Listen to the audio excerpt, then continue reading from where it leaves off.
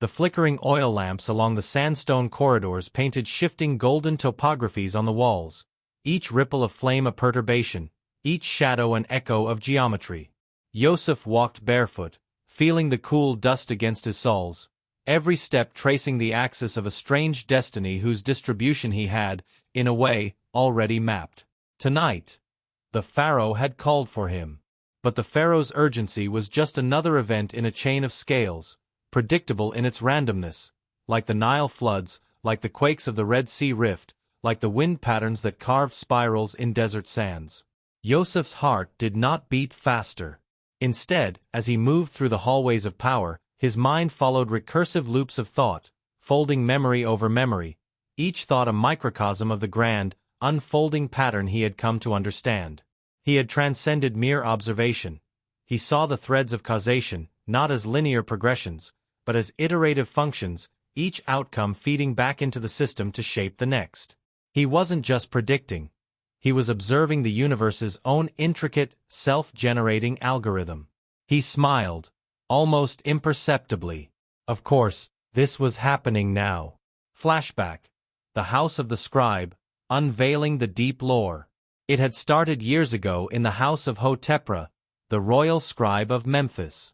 Hotepra was a thin, angular man, with eyes like a tired falcon and hands stained forever with the ink of papyri. His collection was vast. Reports from land surveyors, records from flood measurements over generations, notations from unnamed geometers who had walked the Nile Valley for centuries marking heights on limestone rods. Hotepra never understood the treasure he sat on. He catalogued numbers like a priest reciting sacred words he could not translate, the true language of the cosmos lost on his ritualistic mind. But Yoseph read them like a man hearing God whisper through numerical entropy. He saw beyond the surface data, perceiving the underlying algorithms that governed existence. To him, the numbers weren't just records. They were a divine Rosetta Stone, revealing the true genesis of reality as a continuous, self-referencing computation. At first, it was just observation. The distribution of flood heights. Small rises happened frequently. Large floods were rare. But when Yoseph plotted them on the wax tablet Hotepra had given him, a pattern emerged. A power law distribution. The same fractal fingerprint that governed rockslides and avalanches in far-off mountains, whose reports came from caravan merchants.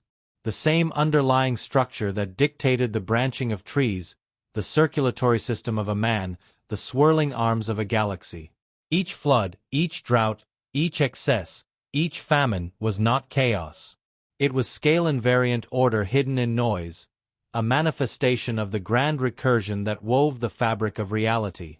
Yoseph had spent sleepless nights carving graphs into soft clay, comparing them, fitting them mentally to abstract spaces only he could see. He began to perceive the invisible architecture of the world, a meta-pattern that transcended individual phenomena. It became a private gnosis, a hermetic wisdom of numbers that bypassed the need for gods or rituals. The Nile, in its ebb and flow, was not merely a river. It was a living equation, a tangible manifestation of a universal fractal. This was not just a model, it was a glimpse into the mind of creation itself, where every event, from the falling of a grain of sand to the rise and fall of empires, was an iteration of the same fundamental law. Present moment. Walking toward power. The strategic architect. The soldiers escorting him stayed silent, their bronze chest plates reflecting the geometry of the torchlight. They were pieces in a larger equation, their movements predictable, their loyalties calculable. Yoseph's mind drifted back to his first act of social calculation. The dreams.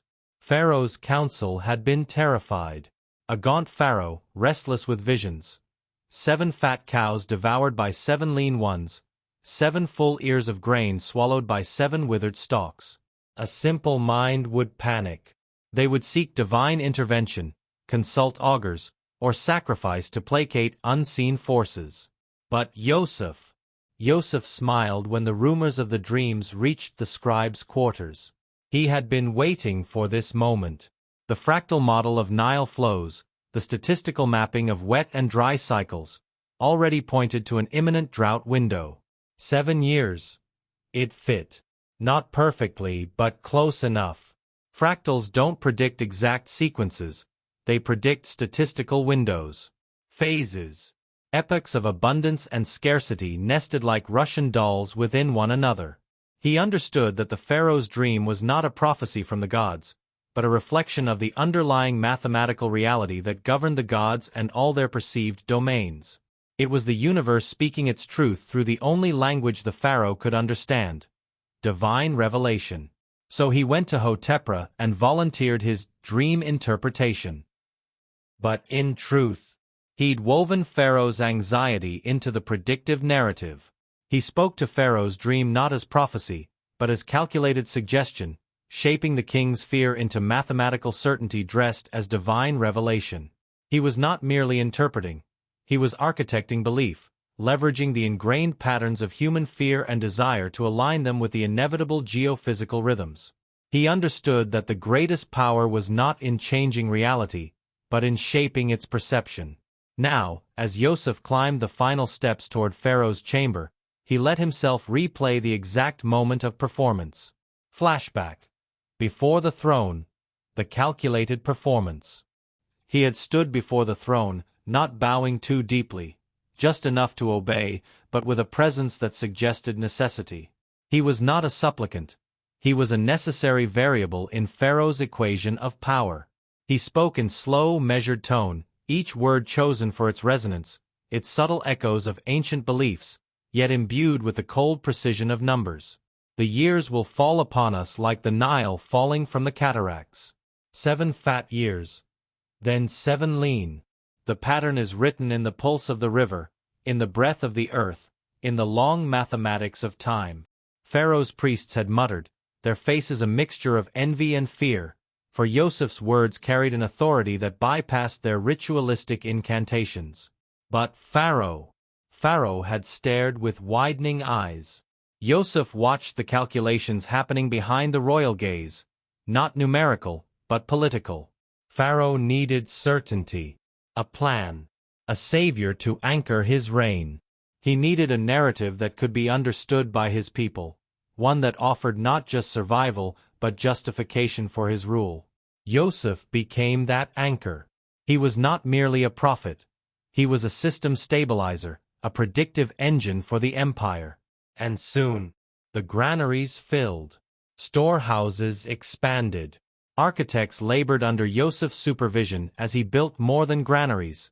He built a self-fulfilling system. The model ensured it.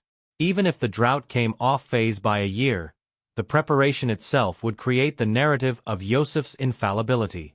He understood that preparation itself alters the probability space, influencing the outcome even if the initial prediction was slightly off. It was a feedback loop of foresight and action, creating its own reality. Present. The chamber doors open, riding the infinite perimeter. Now, the guards stepped aside. The great cedar doors opened. Pharaoh stood at the far end, looking at him like a man watching the horizon shift. His eyes held a new light, not just respect, but a nascent understanding that Yoseph saw things he could not, that he held a key to a deeper order. Yoseph inhaled. The air smelled of myrrh, lamp oil, and wet stone. This would be the final act, not of a performance, but of a phase transition in the grand system he was optimizing. Pharaoh stepped forward, took Yoseph's hand, and lifted it before the assembly. By decree of Ra, by counsel of Mot, and by the need of my people, Yoseph shall stand as vizier. He shall wear the gold chain. He shall ride the second chariot. He shall command as my right hand. Applause rose around him like the collapse of a sand dune, soft at first, then roaring. The sound was a complex wave, a cacophony that, to Yoseph, was merely another set of data points, another pattern of human response to predictable stimuli. But even as the priests anointed him with oil, Yoseph's thoughts drifted outward, spiraling like fractal branches, pushing beyond Egypt, beyond politics. He thought of patterns nesting inside patterns, of systems that scale beyond human empires, of rivers, of deserts, of dynasties. He saw the entire cosmic dance as a single, infinitely complex, yet self-similar equation. Every rise, every fall, every birth, every death, a single iteration in an unending sequence. And somewhere, deep beneath the applause and chanting, Yoseph imagined time itself as a branching Mandelbrot set, its intricate boundary holding infinite possibilities and inevitable outcomes. He saw the very fabric of reality as a computation, perpetually iterating, revealing its secrets to those who understood its language. And he, Yoseph, was simply riding the edge of its infinite perimeter, not a master of the universe, but a conscious participant in its unfolding algorithm, a living conduit for the silent, beautiful mathematics of existence. What would the next iteration bring? He knew he wouldn't predict it perfectly, but he would understand its form, its essence, its fractal inevitability.